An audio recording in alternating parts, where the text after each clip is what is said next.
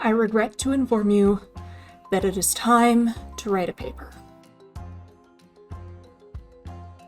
So I've written a lot of APA-style papers. A lot of APA-style papers. And let me tell you, our mighty overlords at the American Psychological Association have come up with some really weird rules. Some of them are objectively handy, some of them only make sense if you're plumbing the depths of the academic rabbit hole, and some make no freaking sense at all. So let's explore the weird, wild, and wonderful world of APA style in the form of my objectively correct rankings.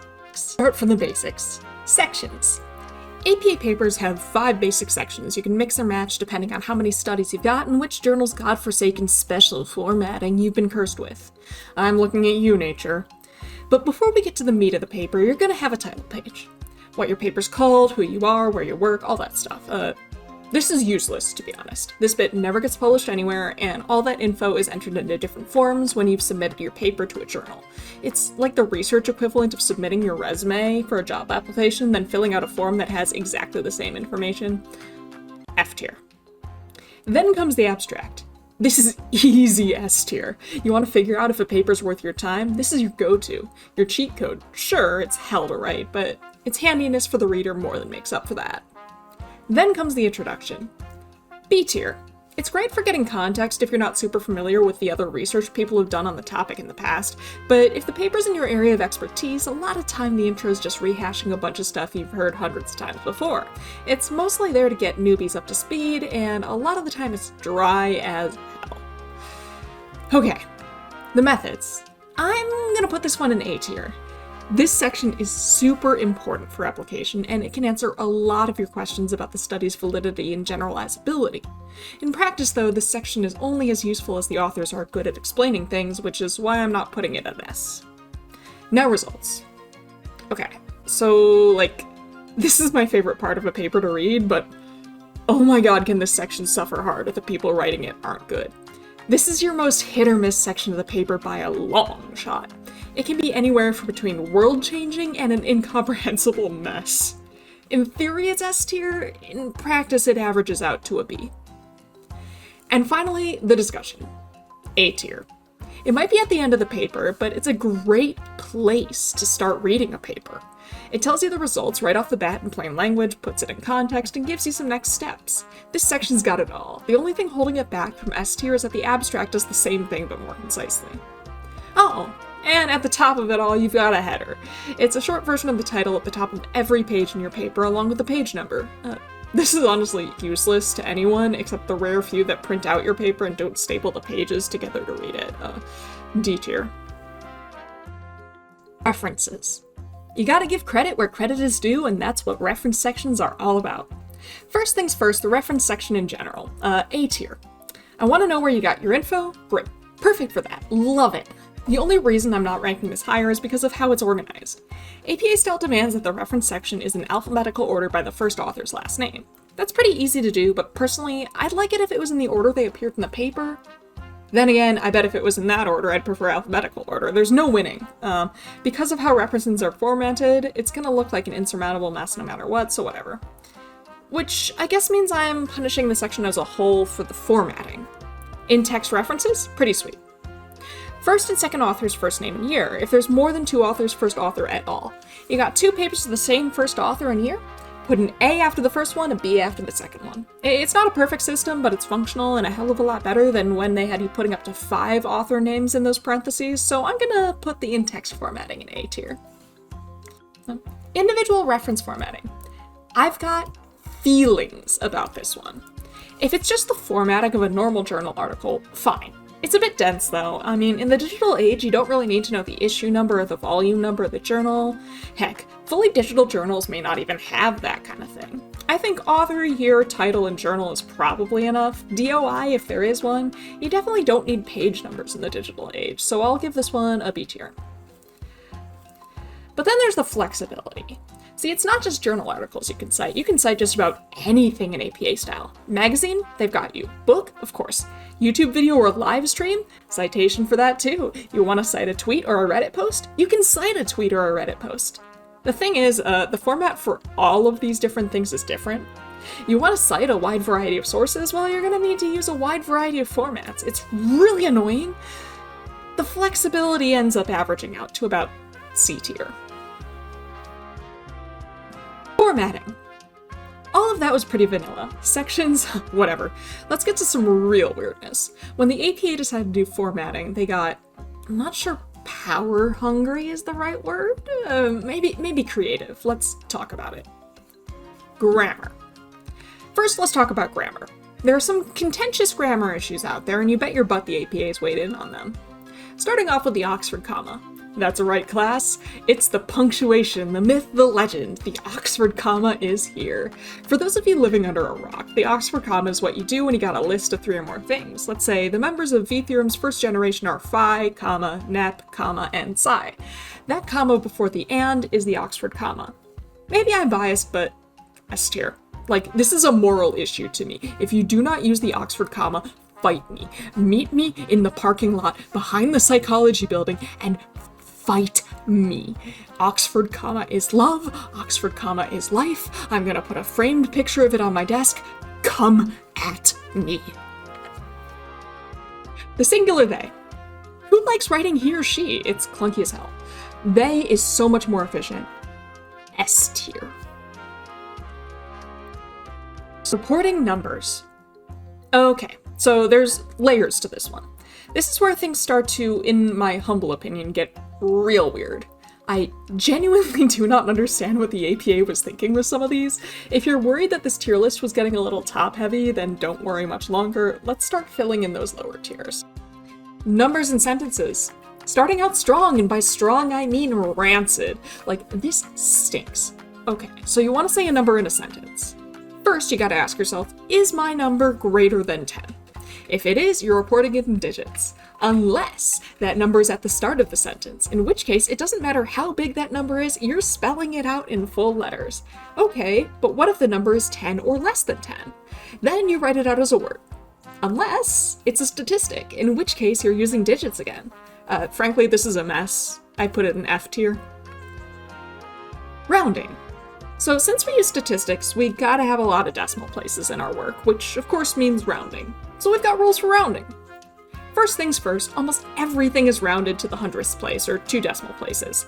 Yep, even if the 100th place is 0, you still gotta put it in. But notice how I said almost? Well, there's one exception, and that's p-values. Those are rounded to 3 decimal places, which, like, makes a lot of sense when you think about how we use p-values, but then why not just round everything to 3 decimal place? I guess it's kind of messy, so I'll just put it in B tier. Now, what's going on the left side of your decimal point? Yep, we've got rules about your leading 0 too. Okay, so you've got your normal numbers with unbounded ranges. These are things like your means, your standard deviations, your t-values, your Cohen's d's. All that stuff, slap a 0 before the decimal place if it's less than 1. Easy. But then you got your bounded values. These are numbers that can never be greater than 1, or like more negative than negative 1. They're between 0 and 1 in either direction. For some of them. But not always. Anyway. I'm talking about your correlation coefficients, your p-values, your r-squareds. Those guys. They don't get that 0 before the decimal. Now see, I can kind of see the reason why this rule exists. If you want an idea of what kind of range of values you can expect for a teeny tiny number, whether or not it has a 0 before the decimal place can tell you a lot. Can this number be greater than 1? If so, then that's a really tiny number. If it can't be greater than 1, then maybe there's more nuance to it. But that's assuming you know what the rule is. If you don't, you're just like, why do they keep changing their mind on whether there's a 0 before the decimal place? Without that bit of knowledge, it's just weird and arbitrary, and honestly, it's annoying to remember even if you do know what it means. I'm gonna give this one C tier. It only helps if you know what it means, and it gives you no clue on the range of numbers for numbers that can be greater than 1. Speaking of numbers without a leading 0, p-values. Now this is something that has changed. Back when I started in psych, p-values were either greater than alpha or less than alpha. That was all. Zip, zero, zilch other than that. Couldn't tell if the p-value was 0.04999999 or 0.00001. Couldn't tell if you'd gotten a p of 0.05000001 or a p of 0.9999999. Your p-value was either smaller than alpha or it wasn't. And I think that's pretty stupid. I mean, that alpha of 0.05 is completely arbitrary. There's no reason it needs to be 0.05. That's just what we traditionally do in psychology. What if I think that the alpha should be 0.01 for the paper that I'm reading? I have no way to tell if their results pass that sniff test. Luckily, the APA has wised up in recent years. The old version would be an F tier to me, but the new rule is that you have to report the exact p-value to 3 decimals, no matter if it's bigger or smaller than alpha, so I'm gonna ping this one up to B tier. Tables. They're a pretty handy way to organize information, but APA style has some obnoxious rules about them that make me want to gnaw off my own leg. First, table titles. First, you got your table number based on what it appears like in the paper. This is bolded. The first table is table 1, the second table is table 2, and so on. It's pretty boring. The thing that really gets me about tables is the title, and that's specifically the way the actual title is formatted. Okay, so like for the title of an APA paper, the paper overall, the big title of the whole thing, that's not in title casing. It's just in normal sentence caping. But for table titles, for some reason, those should be in title casing. And they also have to be italicized, and they don't have a period at the end of them. If it weren't for all these weird little stipulations and contradictions in how it handles titles and other things, this would be ranked higher, but for now I'm gonna put this at like, I don't know, B tier? Then there's table formatting. So like, here's how it goes. Top of the table, solid line. Column headers, solid line below those. No lines between the rows. And then a solid line at the bottom. No vertical lines, by the way, at all. No. Does it look nice? Honestly, yeah, it does look nice. It looks nice and clean.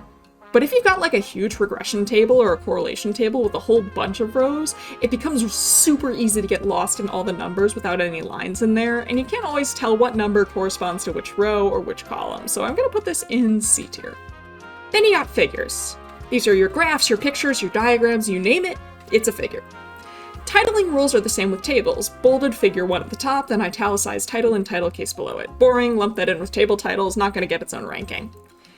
Things get weird though when you talk about graphs. Like APA style gets really particular with graphs. Let's start with visual formatting and labeling. Title on the x-axis and the y-axis. Hell yeah, we should know what your x and y-axes are. Solid lines for your x and y-axis. Hell yeah. Tick marks on your axes. Hell yeah. Notes below. Hell yeah. Legend in the bounds of the figure? That can block some of the data depending on what your graph looks like, so it would be nice if we could put the legend off to the side or above or below, but that's not how APA style wants it. It needs to be inside the bounds of your graph. APA style also says that the background of your graph should be completely blank, just white. There's no horizontal or vertical lines within the space of the graph, which makes it harder to use the axes as a reference, but it looks pretty, I guess? Anyway, I'm gonna say this averages out to a B tier overall. But here's the thing that really gets me. APA style specifies your font for graphs. The font. Any text on your graph has to be specifically between 18 and 14 point and sans serif. What does that mean? You know those little flourishes on some fonts on the edge of letters? Those are called serifs. Nothing in APA style specifies whether the font should be serif or sans serif except for figures specifically. Why? Why make that change? I mean, I know it makes it more readable to require that figures only have sans serif fonts, but can you just mandate that the entire paper is sans serif? Why figures specifically? Why only figures? What? Do you want to fight? What is wrong with you? I hate this house, and I hate everything that it stands for. What are you doing? Why are you so strange? Why do you keep changing things for no reason? Why do the rules keep changing from situation to situation with no apparent logic? Why do you do this? Who decided this? What is this patchwork hell of a thing? What are you doing?